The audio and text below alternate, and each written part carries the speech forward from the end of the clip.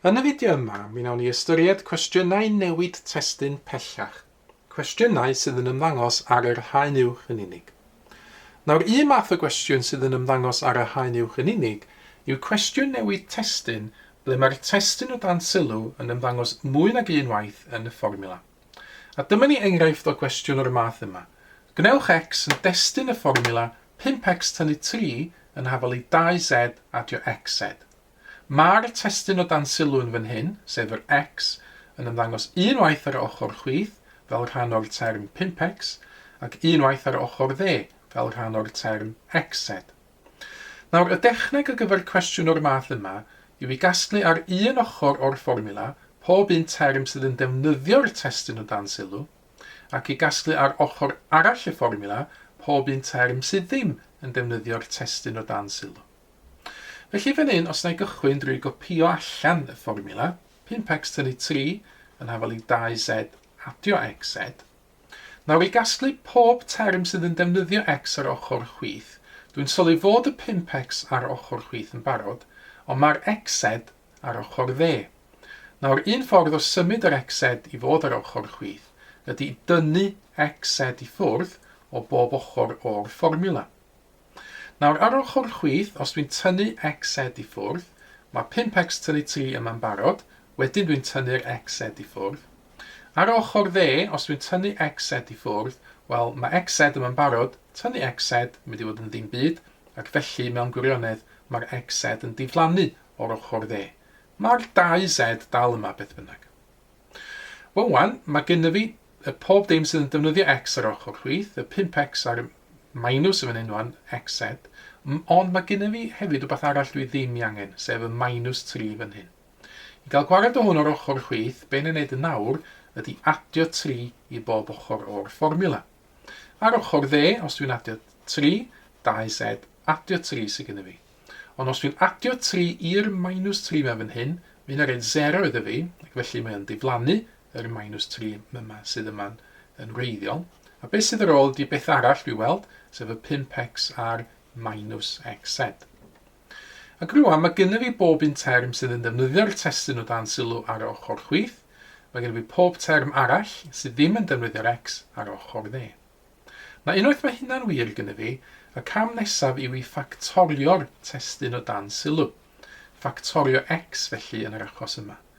Os dwi'n ffactorio x o'r ochr chwith y fformula fan hyn, dwi'n sgwennu x yn gyntaf ac yna mae rhaid i gael par y gronfachau.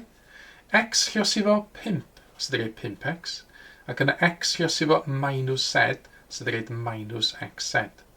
Yr ochr dde dal yr un fath. Ac yn awr mae gennym fi yn y fformula yma y testun yn ddangos un waith yn unig, dim ond un x dwi'n weld ar ochr chwith fan hyn. Ac felly i gael x yn destun y fformula, hynny ydy i adael x ar ben ei hun ar ochr chwith y fformula, y cam olaf un yw i rannu bob ochr o'r fformula yma hefo beth sydd yn y cronfachau fan hyn, sef 5 tynnu z. Os dwi'n rhannu'r ochr chwith efo 5 tynnu z, mae'n gadael dim ond yr x ar ôl. Os dwi'n rhannu'r ochr dde efo 5 tynnu z, yna mae rhaid i sgwennu beth sydd ar ochr dde yn barod, 2z adio 3, a rhannu'r cwbl lot wedyn hefo y 5 tynnu z. A dyna fi wedi ateb y cwestiwn yn nawr, mae gennym fi x ar ben ei hun ar ochr chwith y fformula, felly dwi wedi gwneud x yn destun i'r fformula. Nawr, un math arall o gwestiwn sydd yn dueddol o ymddangos ar y haen uwch yn unig ydy cwestiwn newid testun sydd yn defnyddio israddau a ffracsiynau. Felly fan hyn mae gennym fi drydydd isradd a mae gennym fi ffracsiwn w dros y. Y cwestiwn yn gofyn iddyn ni wneud yn destun i'r fformula yma. Z yn hafel i x tynnu ffwrdd trydydd isradd w dros y. Felly, gael fi gael copio allan y fformula yn gychwyn, a wedyn na i ystyried beth sydd angen i wneud er mwyn gorffen efo y testun ar y ochr chwith. Nawr, oherwydd bod gennym fi drydydd isradd fan hyn, fe rhaid iddo fi giwbio yn ystod rhyw ddarn o'r datrysiad yma. Wedyn ddim ciwbio i gychwyn oherwydd mae gennym fi 2 derm ar y ochr dde fan hyn. Be na'i wneud ydy, wel mae gennym fi nifer o opsiynau deud y gwir, ond gael gennym fi minus trydydd isradd w dros y. Ella na i symud hwn i'r ochr chwith yn gyntaf, na i adio trydydd is-radd w dros y i bob ochr. Mae hynna'n cael yr effaith o, neu symud ar ochr chwith, mae gen i z adio trydydd is-radd w dros y wedyn yr ochr chwith. Wedyn os dwi'n adio ar ochr dde, mae'n diflannu'r ochr dde a dim ond x sydd ar ôl. A wedyn, mae gen i dal y broblem, mae gen i dal dau derm gwahanol o fan hyn. Fedra i ddim ciwbio yn syth bin i fan hyn. Ond os da i dynnu z o bob ochr, mae hynny'n cael gwared o'r z ar ochr chwith. Be sydd ar ôl ar ochr chwith wedyn ydy trydydd is-radd w dros y. A wedyn, os dwi'n tynnu z ar ochr dde, x tynnu z sydd ar ôl. Nawr dwi'n hapusach rwydd dim ond y trydydd is-radd sydd gyda fi ar ochr chwith. Ac felly mae'n saff iddo fi ciwbio bob ochr o'r fformula. Rwydd, os dwi'n ciwbio hwn, trydydd is-radd w dros y, mae hynna'n gadael fe dim ond w dros y. A wedyn mi fedra i giwbio pob dim ar ochr dde drwy sgwennu mewn paragrammachau x tynnu z wedi i giwbio. Na mae hwn yn well yn awr, cofiwch dwi'n trio cael ben ei hun, sgynnu fi ddim y trydydd is-radd o gwmpas yr mwyach, ond mae o ar wylod rhyw ffracsiwn ar hyn o bryd. Na fyddai cael gwared o hynny drwy luosi bob ochr efo yr enwadur fan hyn, lluosi bob ochr efo y.